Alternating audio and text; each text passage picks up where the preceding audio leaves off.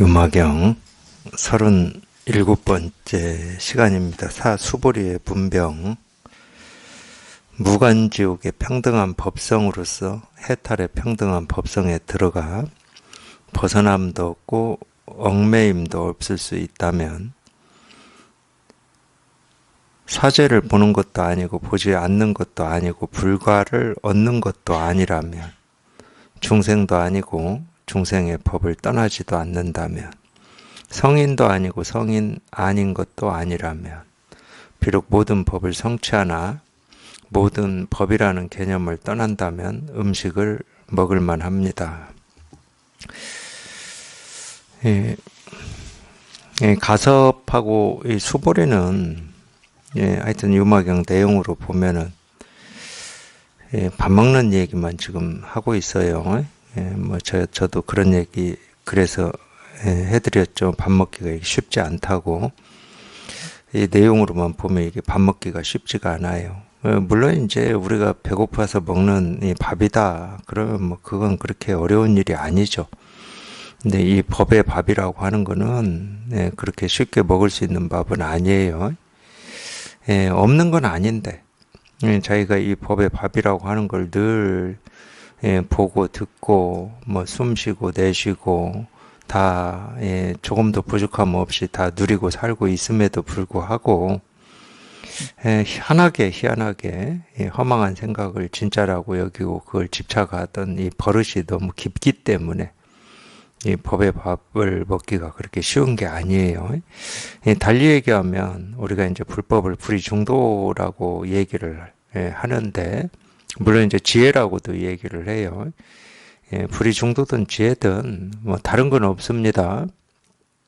우리가 옳으니 그르니 부처니 중생이니 하는 이렇게 둘로 나누어서 분별하는 그걸 하지 않는 걸 우리가 불의중도라고 그러고, 하여튼 그런 버릇이 조복이 되고 항복이 되면은 이 지혜의 빛이 나온다 이렇게 표현을 하는데, 희한하게도 우리가 이 분별도 분별대로 그냥 다 하고 분별을 벗어난 이것도 이것대로 그냥 다 해요. 그냥 희한하게도. 그러니까 예를 들어서 분별을 벗어났다 그러면은 이 공부하시면서 예를 들어서 이 생각으로 또는 이 자기 어떤 그런 생각으로 공부에 대해서 이러고 저러고 이렇게 말씀 하신다 그러면은, 아까도 이제 제가 그런 얘기를 했는데 이제 그런 걸 사실은 지혜의 빛이라고 그래요. 그냥 저절로 밝혀져요. 저거 다 생각이고 망상이구나, 이게 그냥 저절로 밝혀져. 거기에 무슨 이유 근거를 대서 밝혀지는 게 아니고 그냥 저절로 밝혀지는 거예요. 그리고 이 얘기를 하고 뭐를 하는데 이렇게 그냥 이 분별의 망상을 벗어나서 지금 이걸 하고 있다 그러면 또 그건 그것대로 또 밝혀지고, 그런 걸 우리가 이제 이 빛이라고 하는 것은 당연히 이제 비유인데, 아니 빛이 비춰져야 우리가 모든 게 이렇게 밝게 드러나잖아요. 빛이 없으면 이 모든 게 있어도 우리가 볼 수도 없고 들을 수도 없고 어떻게 할 수가 없습니다. 분별이 안 돼요. 근데 빛이 딱 비춰지면 그냥 모든 게 저절로 이렇게 다 드러나서 이렇게 분명하듯이, 우리가 이 지혜라고 하는 이 빛으로 이 세상을 산다 할 때는 그런 거거든요. 그러니까 그냥 분별망상인지 분별망상을 벗어난 그냥 뭐라고 할 게 없는 그냥 이건지, 이게 양쪽이 다 이렇게 분명하니까 중생세계에 살지만 이 중생세계에 오염될 일이 없어요. 중생세계에 오염된다는 얘기는 뭐겠습니까? 그게 분별망상인 줄 모르고 그거를 그냥 견해로 취하거나 감정 느낌으로 이렇게 취하는 게 오염이잖아요. 그거는 우리가 옳다 그르다, 세상의 일에 대해서 옳다 그르다 해서 한쪽을 이렇게 딱 취하는 거, 그게 이제 오염이거든. 법을 취하든 중생을 취하든 취하기만 하면 다 오염이죠. 근데 이렇게 이 지혜 빛이 밝다 그럼 그런 부분이 분명하니까 그냥 저절로 밝혀지니까 아무리 중생세계에 살아도 중생에 이렇게 오염될 수가 없는 거지. 딱 밝혀져 버렸는데 우리가 어두울 때야 이 어두울 때 예를 들어서 어디를 찾아가야 된다. 그럼 자기도 모르게 자기 눈으로는 확인이 안 되니까 뭔가를 이렇게 의지하려고 하는 게 딱 생기잖아요. 예를 들면은 누군가가 뭐 그렇게 얘기할 수 있겠지. 뭐 예를 들어서 뭐 지금 서 있는 곳에서부터 45도 방향으로 가야 길이 있다. 뭐 그러면 이제 거기에 의지해서 그걸 지키려고 애를 쓰겠죠. 정말로 이 깜깜한 산길을 밤중에 혹시 걸어본 경험 있으신가요? 아무것도 없는 뭐 후레쉬나 불빛 없는 산길을. 에, 저는 제가 산에 살다 보니까 이제 그런 경험이 있는데 길이 우리 눈으로 분간이 안 됩니다. 이 깜깜할 때는. 그러면 자기도 모르게 자동으로 딱 의지할 뭔가를 그냥 끌어와 버려요. 자동으로. 근데 그때는 제가 의지할 걸 끌어올 게 딱 그거밖에 없었어요. 뭐 제가 뭐 후레쉬가 있는 것도 아니고 아무것도 없었으니까. 그러면 이제 뭐냐면은 이전에 어떤 경험들 있잖아요. 이전의 경험들. 이전에 이런 그런 경험들을 끌어와 가지고 그냥 한 발 뛸 때마다 그 경험을 가지고 이렇게 이렇게 하거든요.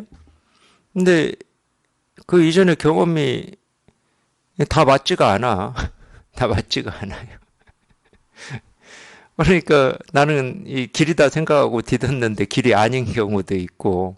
근데 뭐 다행히 이제 크게 막 벗어나가지고 뭐 이렇게 경사진 곳으로 떨어지고 구르고 넘어지고 뭐 이러진 않았지만 뒤져보면 길이 아닌 경우가 꽤 많이 있었어요. 아무리 이 날 밝을 때 오르락 내리락 했던 산길이어도 그게 안 되더라고.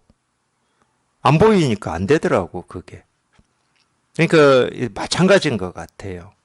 우리가 이 세상을 살면서도 세상을 산다 그럼 지금 경험하고 있는 일이 그냥 무난할 수도 있지만은 이게 어쨌든 뭐가 꼬이고 갈등이 있고 선택을 어떻게 해야 될지 모르는 이런 일들도 있잖아요.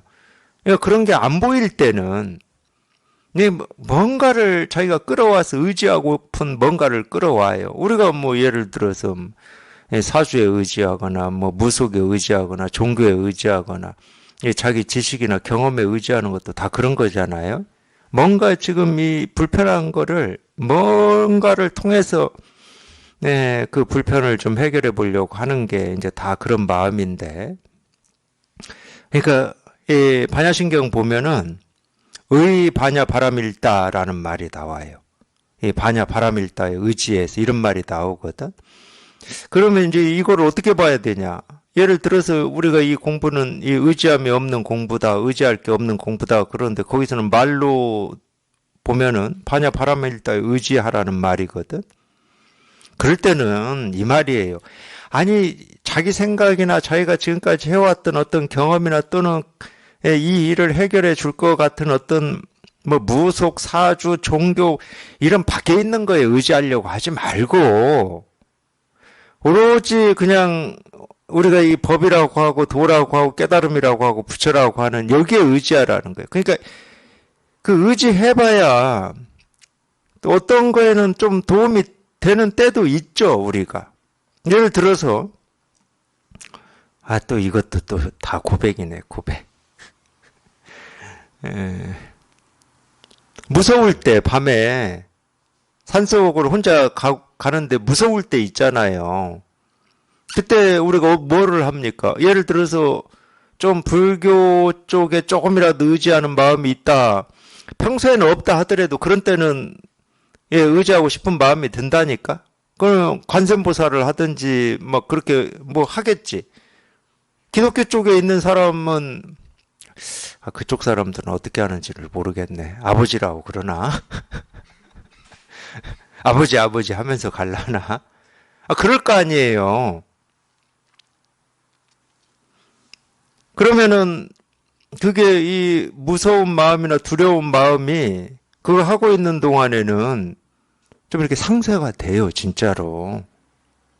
뭐 관세음보살 하면은 왜 그 생각을 안 하고 관세음보살 생각을 하니까 계속 우리가 두려움 속에 있다는 말은 이 두려움이라는 생각, 느낀 감정이 계속 이어진다는 말이거든. 근데 이게 이어지면 이제 더 두려워서 위축이 되고 경직이 되겠지.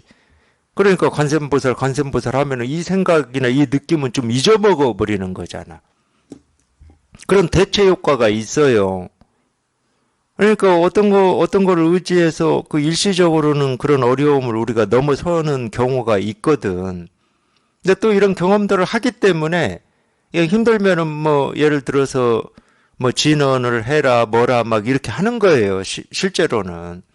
근데 해 보셨지만 이게 근본적인 해결책이 안 되잖아.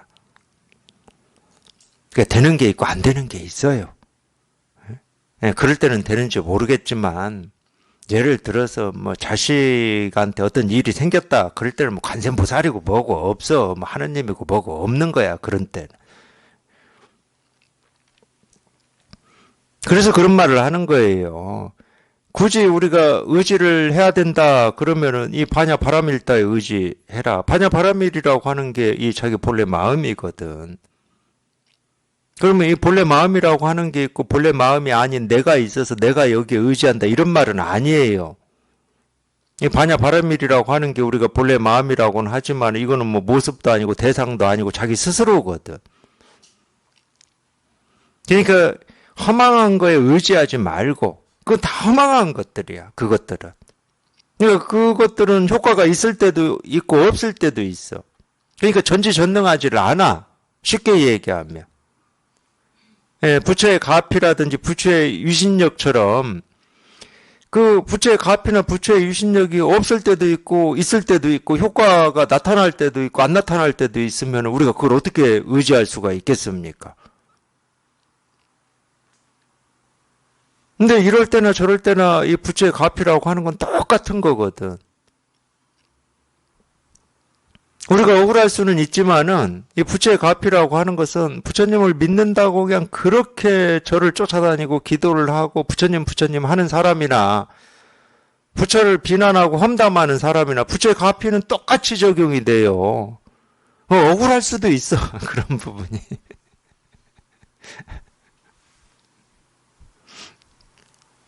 그러니까 그런 말 하잖아. 세속의 삶에서는 자기는 부처님도 열심히 믿고 뭐 교회라고 해도 돼요. 근데 뭐 교회도 안 다니고 절도 안 다니는 사람이 돈도 잘 벌고 자식들도 잘 되고 도대체 이거 왜 이러지? 그런 경우도 있잖아. 근데 부처의 가피라고 하는 게 그런 거예요. 부처님은 선하고 선하지 않은 사람을 가리지를 않습니다. 선하다 선하지 않다라고 하는 것 자체가 이 사람의 사고방식이고 중생의 기준이거든. 부처가 중생의 기준을 가지고 자기 힘을 쓰면 되겠습니까? 그럼 그건 중생이지 부처라고 할 수가 없는 거지. 그러니까 이 부처의 마음은 사람의 마음으로는 잴 수가 없어요. 도대체 재어지지를 않는 거야. 우리 마음 같았으면 저 미운 놈은 그냥 어떻게든지 좀 하고 싶고 막 그러잖아요. 이거 사람의 마음으로 보면 이 부처의 가피라고 하는 건 억울하다니까. 그럼 왜 나만 이렇게 된다니까. 근데 요즘은 종교도 이렇게 안 하더라고. 믿으면 천국 가고 안 믿으면 지옥 간다고 해버리더라고. 그걸 사실처럼 얘기를 해버리더라고. 그거를.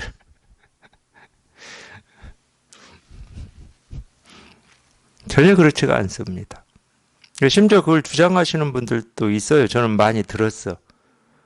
하느님, 뭐 부처님에 대해서는 그런 얘기 하시는 분은 저는 못 들었는데 교회 다니시는 분들 중에 하느님은 뭐라고 그러죠? 그 하느님 뭐를 하는 하느님이라고 그러더라.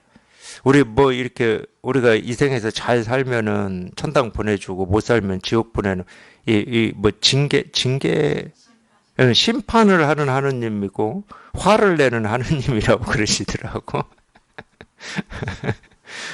하느님이 누구를 이뻐하고 누구를 미워하면 그게 왜 하느님이야? 사람이지. 그러니까 우리 생각하고 다릅니다. 억울해도 하는 수 없어요. 저는 많이 억울했거든. 이 세상에서 왜 나쁜 짓 하는 사람도 천국 가냐고 저는 많이 억울했어요. 솔직히 말씀드리면. 죽어서라도 벌 받아야 되는데 왜 죽어서 천국 가냐고. 그러잖아요.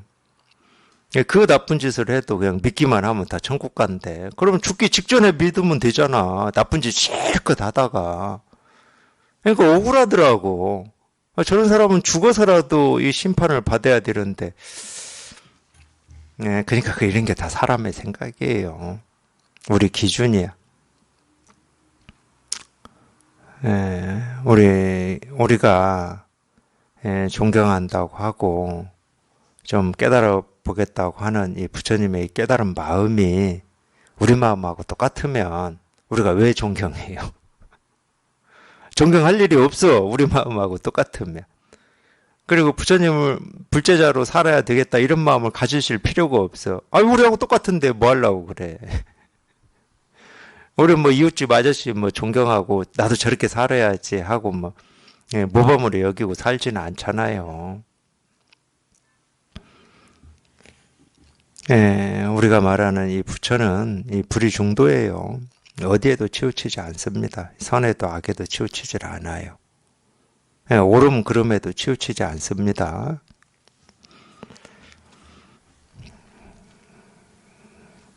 그래서 이제 이런 얘기를 할 수가 있어요. 무간지옥의 평등한 법성이다.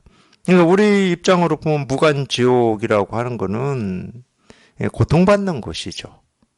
왜 고통받냐면 이 무간이라는 한자를 예를 들어서 이 무간지옥이라는 말을 우리가 뭐 한자로 먼저 보지는 않잖아요. 그냥 이 어떤 불교에서 이렇게 듣는 거지. 뭐 스님들이 하는 거나 이런 경전에서 이렇게 듣는 거거든요. 이 간이 사이간자더라고요. 그러니까 이 무가 없을 무자고 이 사이가 없는 지옥이 그러니까 쉴 틈이 없어. 중생의 삶이지. 딱 중생의 삶이에요. 분별망상 속에서 사는 사람들이 사실은 이 무간지옥에서 사는 거거든. 틈이 없어요. 틈이. 이 분별망상이라고 하는 이 틈이 없어. 좀 이 틈이 있어서 쉬어지고 안정이 되고 뭐라고 할 게 없는 이게 좀 있어야 되는데 그냥 태어나서 죽을 때까지 이 번뇌 속에서 살기 때문에 무간지옥이죠.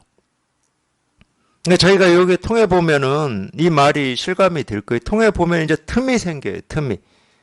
딱 쉬어졌다라고 하는 이게 생각으로부터 벗어났다라고 하는 이런 틈이 있어요. 비록 또 이 생각을 자기가 쫓아가기 싫어도 생각을 또 쫓아서 분별망상의 시간을 보낸다 하더라도 또 이 틈이 온다고. 그래서 이 틈이라고 하는 게 우리 그 한자로 치면 정이에요. 정. 안정 할 때 정. 모든 게 다 쉬어지는 정. 근데 이 중생의 삶은 그런 게 없습니다. 그냥 늘 생각 속에서 살기 때문에 무간지옥이죠. 그렇지만 그 무간지옥이라고 분별망상하면서 사는 그것도 알고 보면 마음에서 일어나는 일이거든. 분별망상이라고 하니까 이거를 뭐 떼어서 버려야 우리가 우리의 어떤 이 본래 면목이라고 하고 본래 마음이라고 하는 이것만 이렇게 홀로 이렇게 드러나는 거냐? 절대 그런 게 아니에요. 이거는 우리가 이 선사들이 거울 비유 많이 들잖아요. 이 거울 가져와라 그러면은 어떤 모습도 비춰지지 않은 깨끗하고 아무것도 없는 이 거울을 우리가 머리로는 그릴 수 있지만 머리로는 그려집니다. 그리실 수 있잖아. 지금도 그런 이미지 제가 이렇게 얘기하면 바로 그려지실 거예요. 아무것도 비춰지지 않고 텅 비고 깨끗한 거울. 그럼 딱 그려지시잖아. 근데 그건 자기가 머릿속에서 그리는 거울이고 그런 거울은 세상에 없어요. 세상에 있는 어떤 거울도 거울 가득 모습이 비춰져 있습니다. 이건 제가 자주 얘기해드리잖아요. 집에 가서 확인해 보시라고. 집에 있는 모든 거울을 다 보세요. 그 거울에 모습이 가득 비춰져 있습니다. 바늘 꽂을 틈 하나 없이 가득 비춰져 있어요. 그러니까 다른 말로 하면 우리는 깨끗하고 텅 빈 거울을 지금 이날 이때까지 본 적이 없다는 거예요. 머리로는 그려지지만.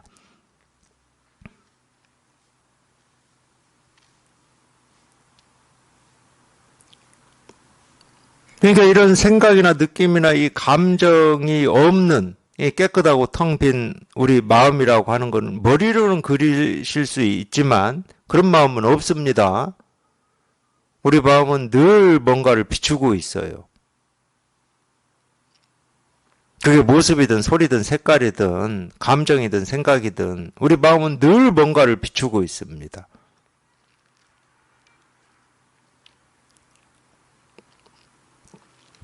자기가 그 비춰진 모습을 쫓아가냐 쫓아가지 않느냐 이 차이가 있을 뿐이지 이 거울의 모습을 없애서 거울이 깨끗해지는 게 아닙니다. 그런 일은 불가능한 거예요.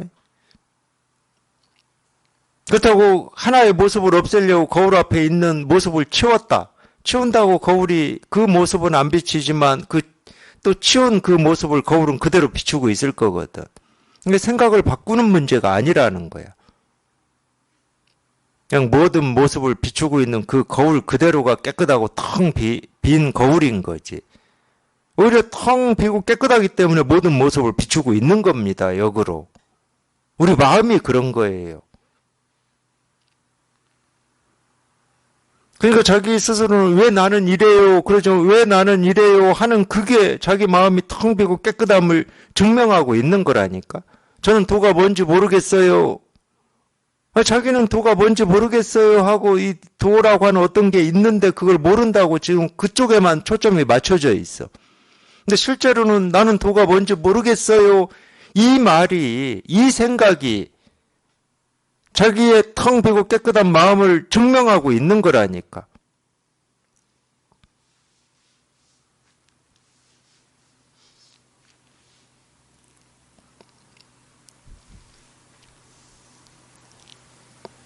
근데 자기는 초점이 달리 있는 거야, 달리. 내가 도가 뭔지를 모르겠다.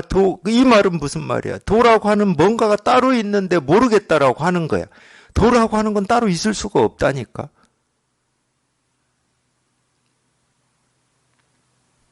거울에 비춰진 모습을 떠나서 거울이 어디에 있습니까? 거울에 비춰진 모습 거기에 거울이 있잖아. 우리 생각, 느낌, 감정, 말을 떠나서 우리 마음이라고 하는 게 어디 있겠냐고. 그냥 생각하고 말하고 행동하는 하나하나 거기에 있는 거지.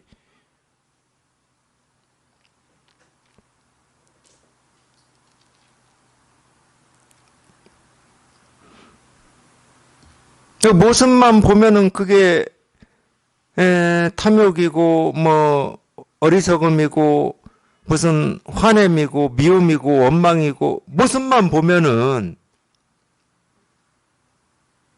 그러지만 자기가 그렇게 싫어하는 원망 미움에 자기가 찾고 있는 이 진실이 조금도 부족함 없이 다 드러나 있고 실현되어 있습니다. 자꾸 미운 그 어떤 이 감정이나 이거를 쫓아다니니까 그러는 거지. 근데 쫓아다닐 만해. 우리가 미우면 얼마나 그 미움이라고 하는 감정 막 쫓아다닙니까? 막 쫓아다녀요. 그냥 믿고 막 그러기만 하면 우리는 막 쫓아다녀. 참 강력해, 그게, 보면. 거기서 다 생겨나. 그냥 밥 먹는 것도 밉다고 그러고, 저놈은 저래서 밉다고 그러고, 하여튼 막 그냥 그것만 막 쫓아다녀, 그냥.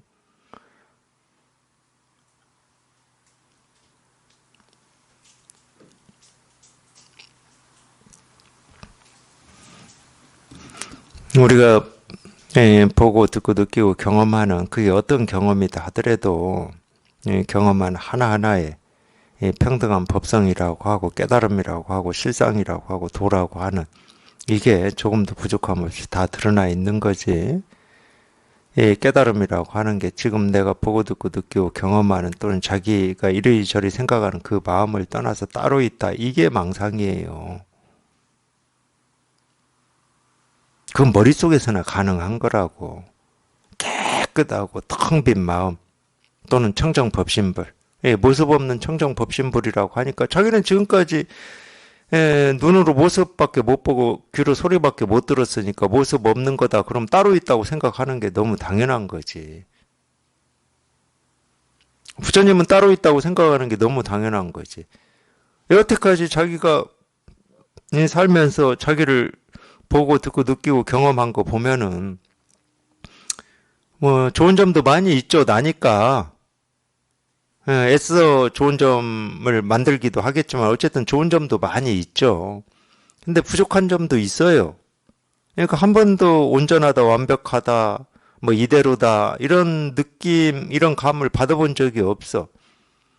그러니까 이 부처라고 하는 게 우리 마음이다 그러면 그렇게 되겠습니까? 안 돼요. 이 부처는 따로 있어야 되는 거야, 자기한테는.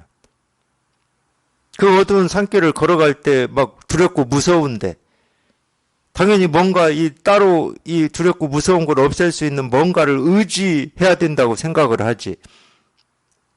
그 두려움과 무서움이 알고 보면 뭐 예를 들어서 그냥 알고 보면 이거다 이렇게 되겠습니까? 그러니까 자기도 모르는 사이에 이 깨달음이라고 하고 도라고 하는 걸 따로 있다고 딱 그냥 예, 예, 이 의식이 찾아내지 못하지만 그 밑바닥에 딱 깔고 있어요. 밑바닥에 딱 깔고 있어. 자기도 모르게.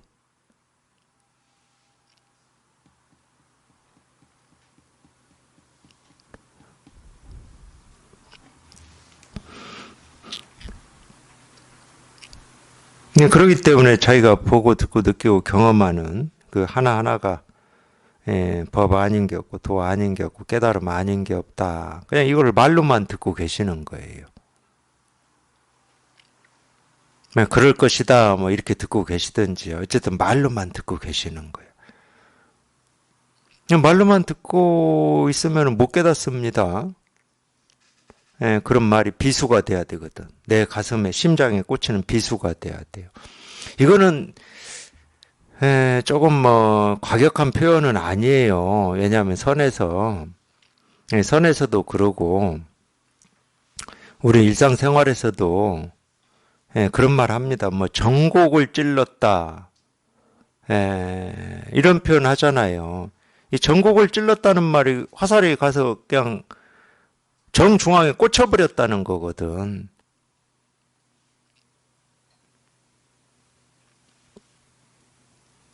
우리한테 이 정중앙에 꽂히려면 어디에 꽂혀야 돼? 심장에 꽂혀야지, 심장에.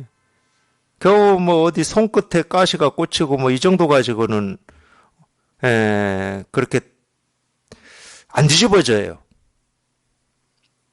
그 정도 가지고는 안 뒤집어져. 이 중생심이라고 하는 게 뒤집어지려면 심장에 가서 화살이 꽂혀버려야 돼.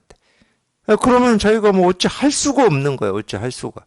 뭐 이럴 수도 없고 저럴 수도 없고.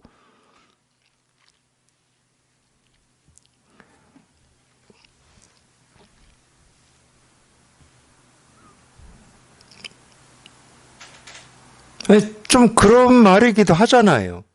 아니, 지금 이날 이때까지 우리가 날수로 따지면은 몇 날을 살았습니까?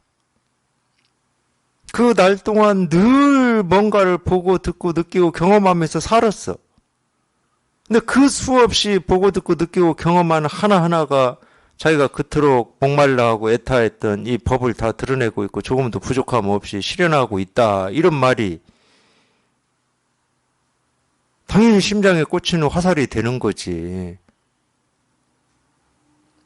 그럼 지금까지 뭐하고 산 거야, 내가? 아니, 이 불법이라고 하는 이거 하나 깨달아 보겠다고 그 뜻을 내고 마음을 내고 공부를 하고 뭐 여기저기 쫓아다니고 자기 나름으로는 힘을 쓰고 최선을 다했어. 근데 지금 이날 이때껏 보고 듣고 그게 아무리 사소하든 아무리 뭐 또는 가치가 있든 옳다고 하든 그르다고 하든 그 어떤 것도 예외 없이 단 하나도 예외 없이 보고 듣고 느끼고 경험한 하나하나가 자기가 그토록 찾고자 하는 이거를 다 드러내고 있고 실현하고 있다. 이게 가벼운 말이겠습니까? 이걸 정말 통하고자 하는 사람 입장에서는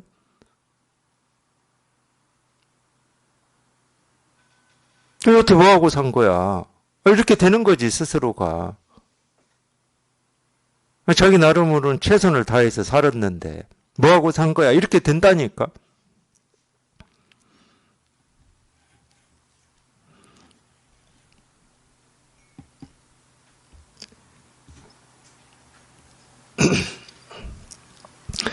이 사죄를 보는 것도 아니고 보지 않는 것도 아니고 불과를 얻는 것도 아니라면 이 사죄라고 하는 건 이 사성제죠. 사성제. 고진멸도. 고진멸도라고 하는 제가 이제 조금 그걸 뭐라고 그러죠? 이제 소승불교에서 이 남방불교죠. 보통 이제 소승불교라고 그러면 남방불교인데 우리가 이제 불교도 어떤 모습이나 또는 얘기하는 게 이렇게 똑같지가 않기 때문에 다양하기 때문에 구분을 합니다. 구분을 해야 설명이 되니까 구분을 하는데 불교를 구분하는 방식 기준이 이제 몇 가지가 있어요. 뭐 지역으로 구분하는 경우도 있어요. 지역으로 구분할 때는 예를 들어서 뭐 티베트 불교, 남방 불교, 뭐 우리는 이제 동아시아 불교죠. 이렇게 구분하는 방식도 있고 어떤 이 가르침의 차이로 구분하는 방식도 있어요. 그럴 때는 이제 소승불교, 대승불교 뭐 이런 식으로 구분을 합니다. 물론 이제 전부 이 차이가 있기 때문에 구분이 되는 거죠. 차이가 없으면은 구분을 할 수가 없는데, 뭐 우리나라는 이제 뭐 제 입장에서는 또는 제 입장만은 아니에요. 실제로는 우리나라 불교는 이제 대승불교 영향을 제일 크게 받았고 대승불교를 표방하고 있습니다. 이거는 굉장히 고마운 일이에요. 복받은 거죠, 실은. 어떤 마음의 어떤 갈증이나 이 번뇌에서 벗어나려고 하는 사람들한테는 굉장히 복받은 일입니다. 자기가 태어나고 싶어서 대한민국에 태어난 것도 아니고 자기가 대승불교를 선택해서 대승불교를 접한 것도 아니잖아요. 어떻게 해서 그냥 태어나서 그냥 어떻게 접한 게 대승불교예요. 그냥 대한민국에 태어나가지고 복받은 거죠, 그거는. 그러니까 이게 어떤 이 바른 가르침에 인연이 되는 것도 마찬가지예요. 저는 제가 이제 저 혼자 깨달아 보려고 이렇게 몸부림을 치다가 제 스승님을 만나고 이제 이런 선의 가르침을 만나게 됐는데 만나서 이걸 체험을 하고 공부를 이렇게 조금 체험하고 공부한다고 조금 이렇게 지내보니까 물론 이제 생각이지만 이게 설명이 안 되는 거예요. 어떤 점이 설명이 안 되냐면 그때 뭐 하여튼 제 스스로는 정말로 이렇게 머리가 쭈삣쭈삣 쓰고 그냥 온몸에 이렇게 소름이 돋는 뭐 이런 거였는데 아니 제가 산에 들어갈 때 당연히 이거 하나 깨달아 보겠다고 이제 이 일념으로 이제 산에 들어갔는데 제 스승님이나 이런 선의 가르침을 내가 만나지 못했다. 그럼 혼자 깨달아 보겠다고 발버둥 치다가 그냥 이 뜻은 이뤄보지도 못하고 죽을 거잖아요. 근데 저만 그렇겠습니까? 저보다 조금 앞선 분들도 저같이 이거 하나 깨달아 보겠다라고 원을 내고 발심을 한 사람들이 없었을까요? 전 당연히 있었을 겁니다. 근데 그분들도 저처럼 정말로 이거 하나 깨달아 보겠다는 그 일념으로 몸부림을 치고, 물론 제가 산에 있을 때도 그런 분들 있었어요. 이거 하나 깨달아 보겠다고 막 그 몸부림을 치고 수행을 하고 하는 분들도 있었어요, 주변에. 이런 스승을 만나고 이 바른 가르침을 만나냐 못 만나냐는 차차하고.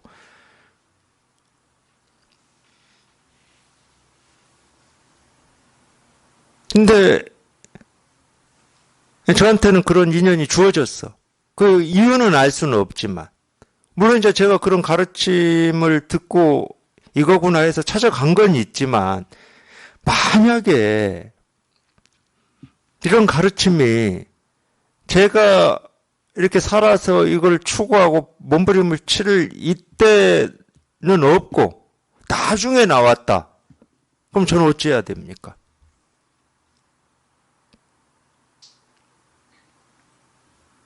이런 생각이 들더라니까요.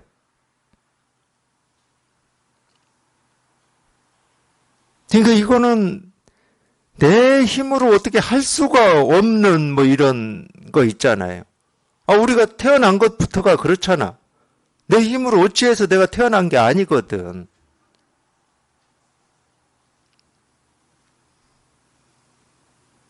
하여튼 그런 생각이 저는 들더라고. 조금만 늦거나 앞서거나 이랬으면은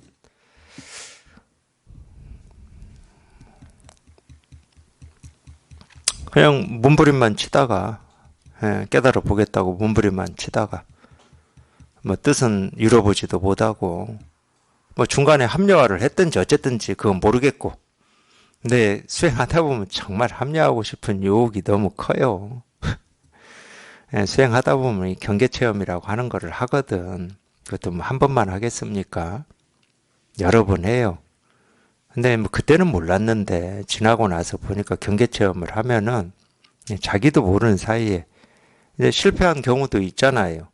자기도 모르는 사이에 내가 이번에 체험한 게 이 깨달음의 체험이 맞아.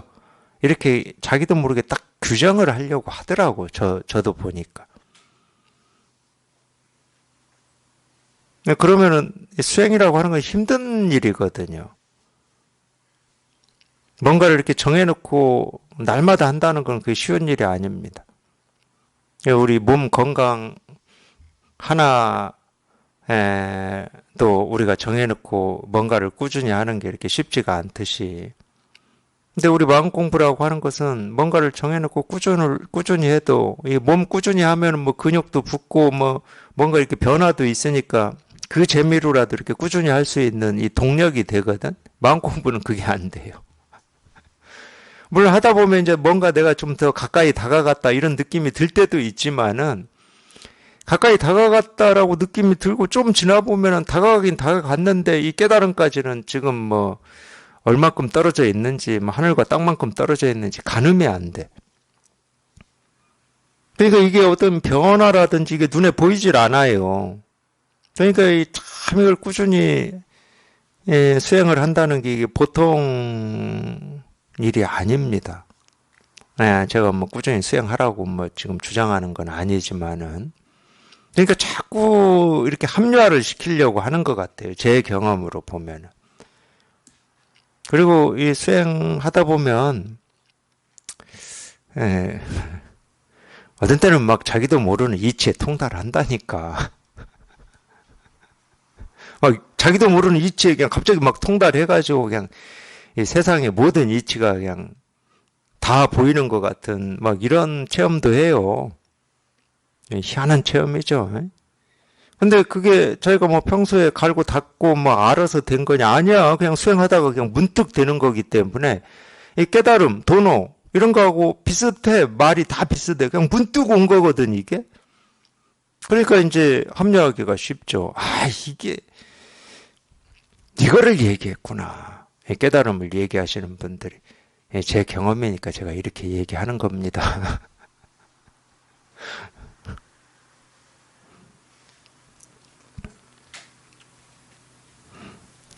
그러고 나면 얼마 동안에는 정말 시원하고 좋아요.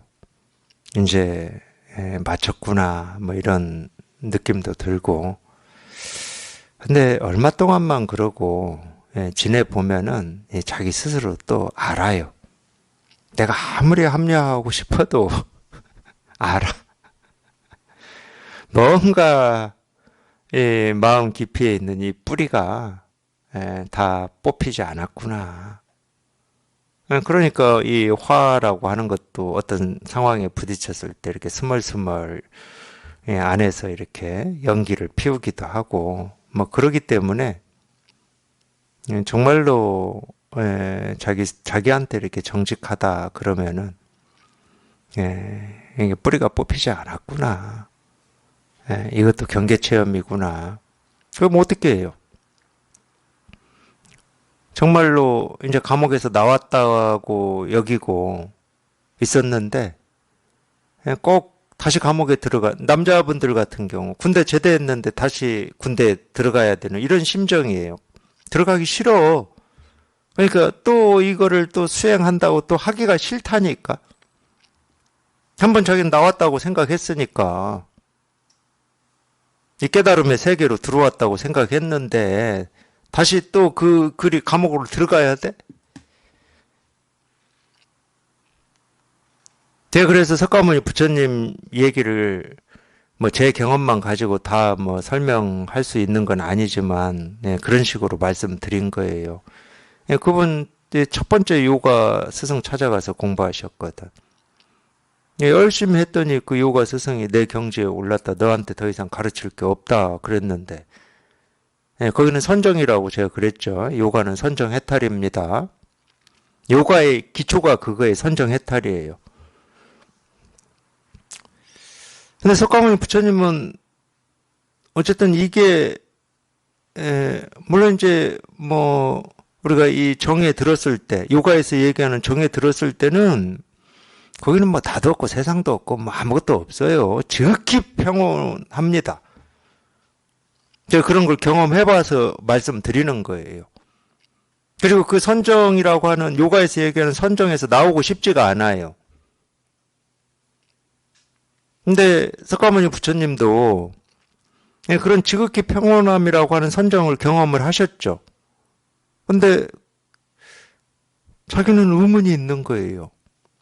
그건 우리가 앉아서 그 정에 딱 들었을 때 그러는 거고, 그렇다고 밥도 안 먹고 계속 그 상태로 있을 수는 없는 거잖아. 선정에서 나와야 되는 거야.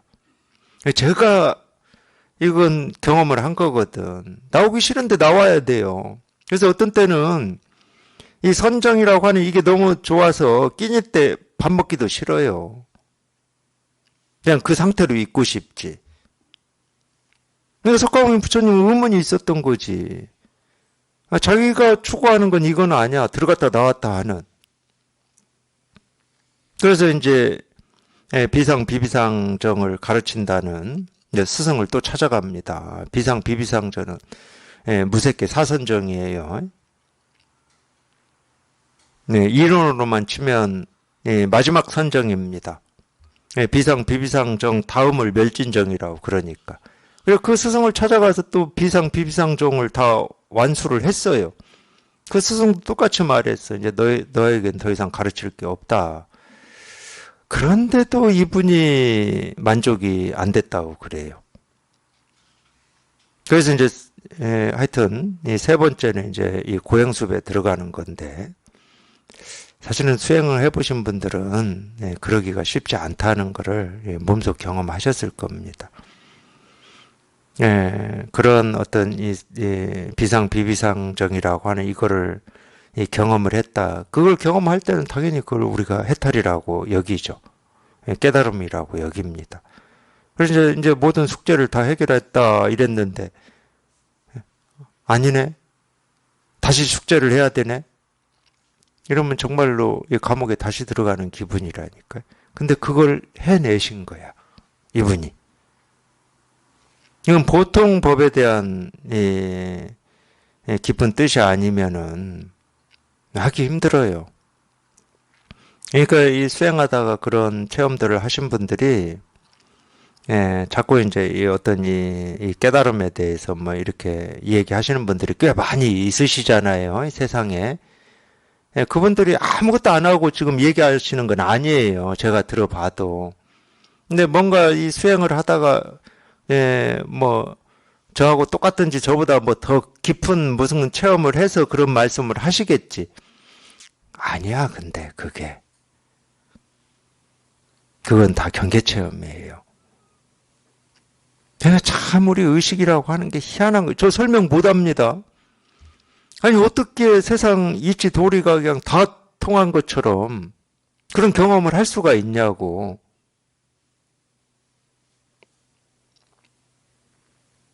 예, 그런 거하고 똑같아요. 우리 무속하시는 분들이 이 산속에서 기도하잖아. 막 일주일 기도도 하고, 어떤 때는 100일 기도도 하시잖아. 그러다 보면 그런 우리가 그걸 그냥 신통이라고 쉽게 얘기를 할게요. 그런 신통에 통하는 경우가 있다니까? 그걸 뭐 어떻게 설명합니까, 그거를? 무슨 뭐 인과관계가 있어야 설명이 되지. 근데 그게 무슨 특별한 일이 아니야. 그냥 수행해 보시면 그런 경계 체험을 뭐 누구나 다 하는 건지 그것까지는 모르겠지만 하게 돼 있어요. 자기가 정말로 그런 어떤 이 그런 욕구가 있거든. 내가 그냥 이 불교로 치면 반드시 이 생에서는 내가 이 깨달음이라고 하는 거를 내가 얻어봐야 되겠다. 밖으로는 말을 못해도 속으로는 그러기 때문에 그 어려운 수행을 할 수가 있는 거잖아요. 근데 우리가 이 얘기를 한다 그러면 그 욕구가 만들어내는 상이거든, 그게. 쉽게 얘기하면. 자기가 그러고 싶었잖아요. 이 세상에 이치 도리에 그냥 화나고 싶었잖아.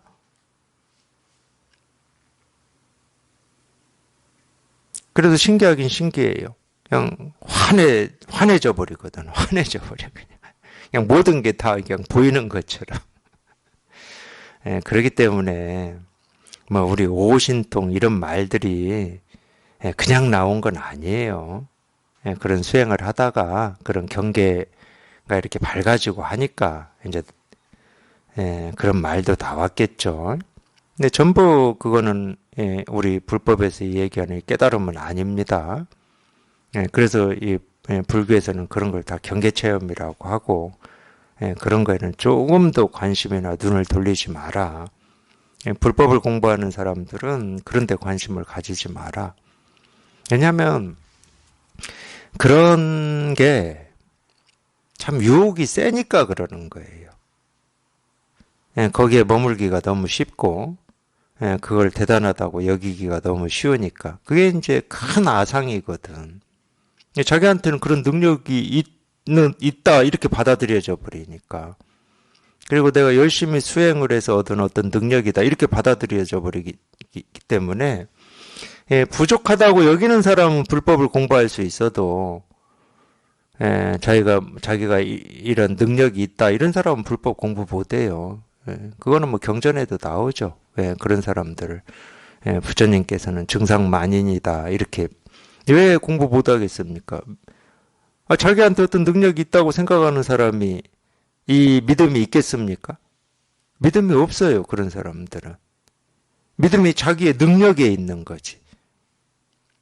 그러니까 막 전생이 보인다고 그러고 뭐 다음 생이 보인다고 이런 사람들은 죽었다 깨어나도 불법 공부 못 합니다. 그걸 자기 능력이라고 굳게 믿고 있기 때문에.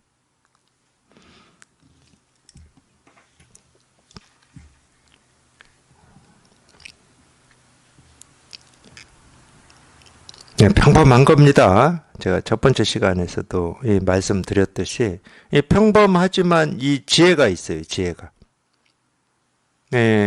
그 어떤 것도 어둡지 않은 지혜가 있어. 세상에 이 어떤 일에도 어둡지 않은 지혜. 이 지혜가 있으니까 흔들리질 않는 거예요. 너의 속지도 않는 거고. 속지를 않습니다. 속지를.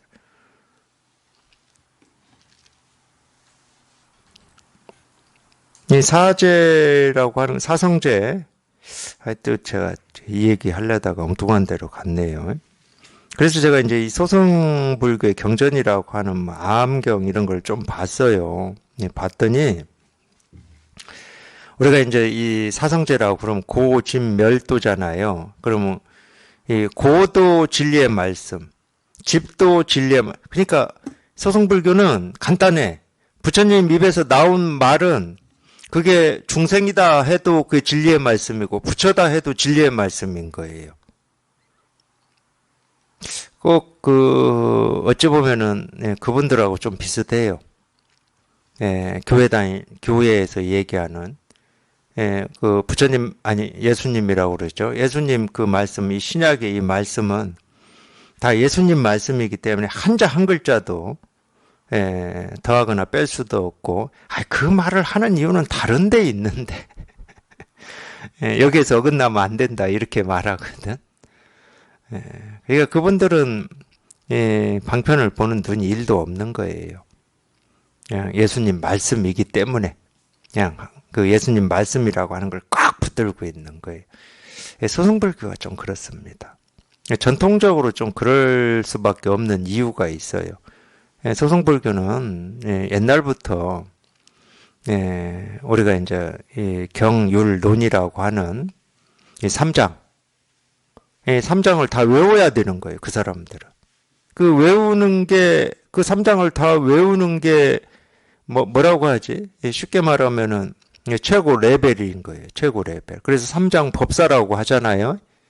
3장을 다 외우는 게 최고의 레벨입니다. 그 얘기는 뭐냐? 그걸 외워서 그 말에 따라서 사는 거야. 부처님의 말씀을 외우는 이유는 그거밖에 없잖아. 부처님 말씀을 외운다라고 하는 그 말에 따라서 사는 거야. 경율론을. 그러니까 그쪽은 좀 태생적으로 조금 부처님 말씀을 이 진리의 말씀인 것처럼 꽉 붙들어서 거기에서 벗어나지 못하는 이런 측면이 좀 있는 것 같아요. 이건 뭐 제가 보는 눈이니까 뭐 꼭 옳은 건 아닙니다. 제가 옳다고 주장하는 건 아니에요. 그래서 대승불교에서는 이 소승불교를 이 성문 영각이라고 합니다. 특히 이제 성문이라고, 성문. 부처님 말씀을 열심히 들었다는 말은 이제 들어서 기억한다는 말이거든. 그러니까 다 외우는 거예요. 그래서 그 말에서 벗어나지를 못해요. 그래서 성문이라고 그래요. 대승불교에서 볼 때는 사실은 불교도 아니지. 소승불교는 불교도 아니에요. 대승불교에서 볼 때는. 부처님 말에서 뭐 1도 못 벗어나 있는데. 부처의 가르침이 뭔 말인지를 모르기 때문에 제가 불교도 아니다고 하는 거예요. 부처님의 가르침, 이건 뭐 대승불교의 가르침이고 선의 가르침이라고 해도 어쩔 수가 없는데, 보는 눈이 다르니까 뭐 어쩔 수 없지, 그거는. 대승불교에서 볼 때는 이 부처님의 말씀대로 살아라는 말이 아니야.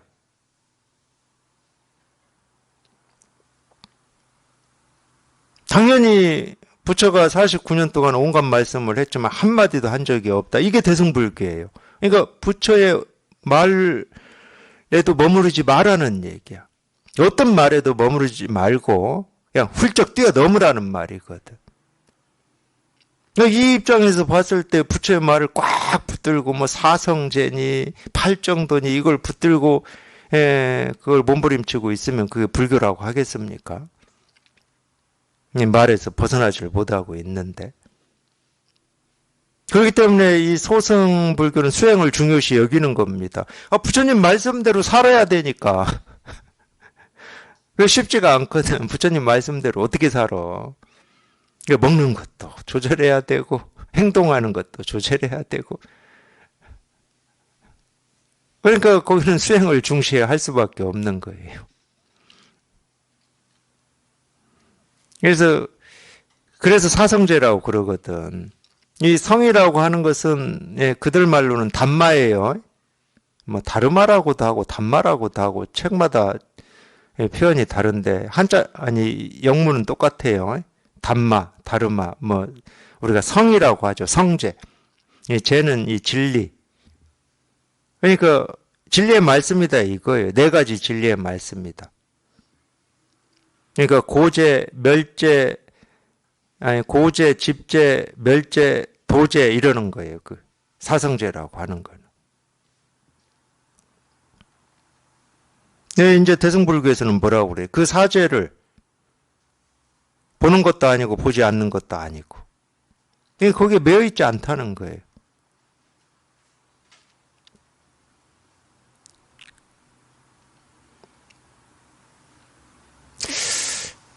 그리고 자기가 실제로 이제 여기를 이렇게 깨달아서 고진멸도라고 하는 것을 보면은, 물론 이제, 어쨌든 뭐 해석이라고 할 수밖에 없는데, 아무 복잡할 게 없습니다. 이 소승불교 공부하셨던 분들이 사성제 강의하는 거 한번, 뭐 제가 뭐 꼭 들어보라고 할 수는 없고 말씀하시는 거 보면은 뭐 복잡해요. 예, 고제는 뭐고 집제는 뭐고 멸제는 뭐고 도제는 뭐고 복잡합니다. 당연히 고집멸도가 나오면은 그 뒤에 팔정도가 나와요. 고집멸도가 나왔는데 팔정도가 안 나올 수가 없는 거야. 이 도에 이르는 길이 뭐냐? 이 팔정도를 수행해야 되거든. 근데 저희가 깨달아서 보면 이 고집멸도만 고집멸도 여기서 그냥 다 끝이 나버리는 거지 팔정도까지 갈 것도 없어. 이 고라고 하는 건 뭐 그렇다고 쳐 뭐 우리가 예, 처음에는 이 고라고 하는 건 이 태어날 때 우리가 이 고통스럽잖아요.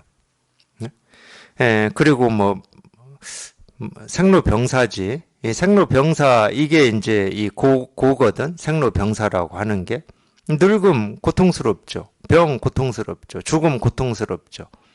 예, 처음에는 그렇게 얘기를 많이 했어요. 근데 어쨌든 그냥 우리가 일반적으로 아는 이 삶의 이 무거운 고라고 치자고. 그 고는 이유가 뭐냐? 이 집이야, 집. 이걸 뭐 집착이라고 해도 좋고 쌓여 있다. 어떤 생각이나 느낌이나 감정이나 과거의 기억이 쌓여 있기 때문에 그렇다. 뭐 어려운 말도 아니야. 그럼 멸은 뭐예요? 그게 다 사라져 버렸어. 그게 도야. 사라지기만 하면 되는 거예요.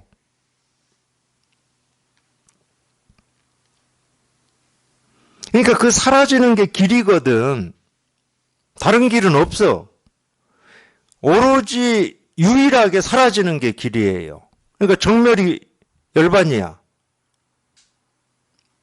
그 말이잖아. 전혀 어려울 게 없고 이걸 가지고 뭐 1시간, 2시간 뭐 설명하고 할 일이 없어요. 그냥 사라지면 되는 거야, 사라지면. 그냥 사라지는 게 길이야, 그게. 대승불교에서 볼 때는 뭐 간단한 겁니다.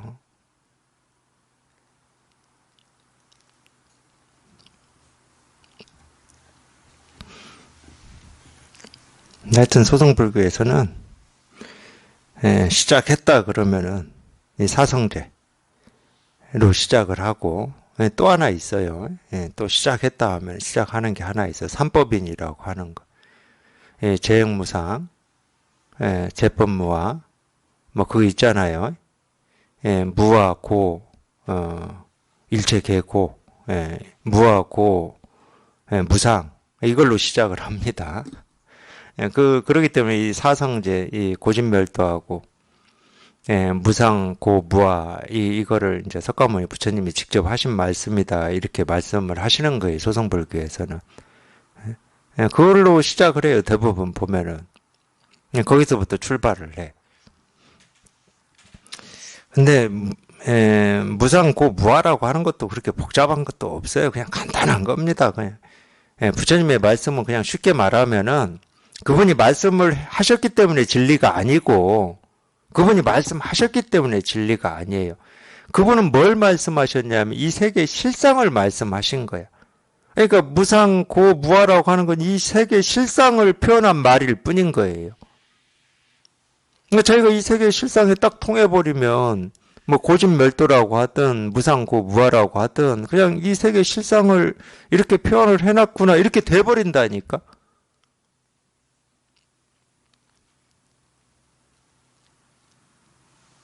그래서 그분이 이거는 대승불교에서만 얘기하는 거다 하면은 이제 어쩔 수가 없지만 그래서 그분이 하신 말씀이 자등명 법등명이에요.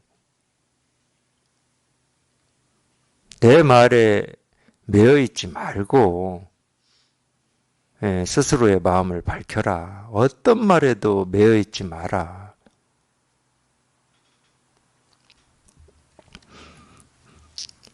중생도 아니고 중생의 법을 떠나지도 않는다면 성인도 아니고 성인이 아닌 것도 아니라면 비록 모든 법을 성취하나 모든 법이라는 개념을 떠난다면 음식을 먹을만 합니다.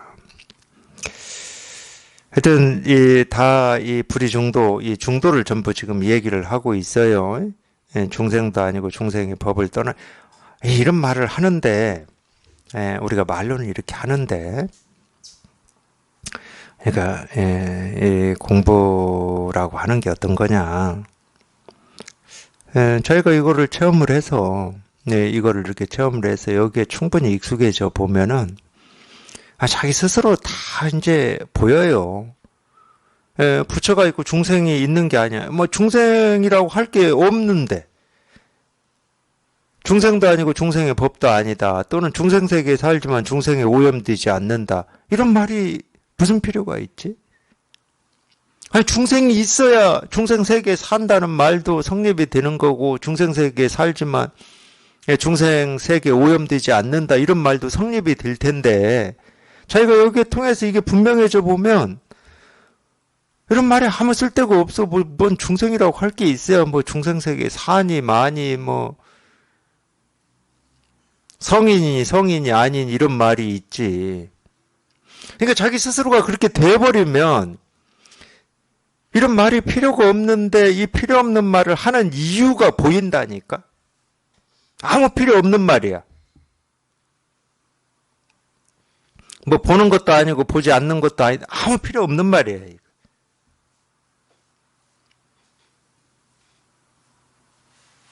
근데 자기가 그냥 딱 통해서 여기 그냥 딱 하나가 돼버리면